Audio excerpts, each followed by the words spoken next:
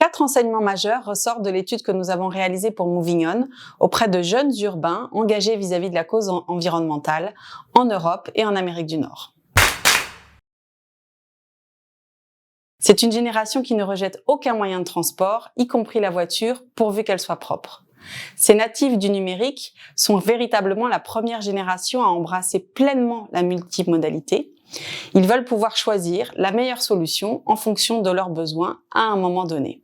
Ils recherchent du coup une solution qui soit à la fois efficace, c'est le premier critère, moderne, mais aussi qui soit inclusive et respectueuse de l'environnement. La Covid a accéléré la transition vers une mobilité choisie, moins subie. Cela passe par limiter la présence au bureau, limiter les déplacements contraints et privilégier au final une vie de proximité où les modes plus actifs, comme la marche ou le vélo, vont être privilégiés.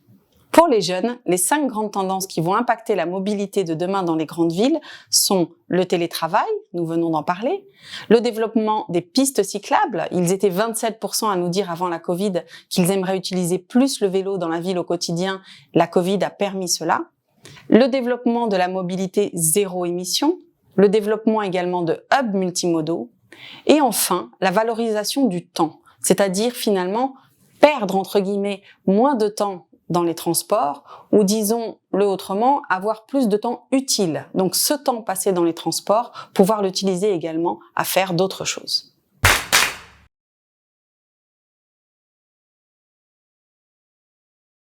Les jeunes ne renoncent pas pour autant à découvrir le monde et envisagent volontiers une mobilité hybride où la vie privée et la vie professionnelle s'entremêlent. Leur aspiration pour un monde plus durable les amènera à voyager moins souvent, mais plus longtemps.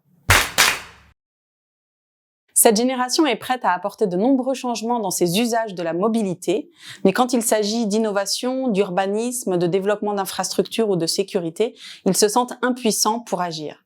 De ce fait, leurs attentes sont fortes vis-à-vis des pouvoirs publics, des villes, mais aussi des acteurs privés, pour qu'ils puissent avec eux les aider à accélérer les choses.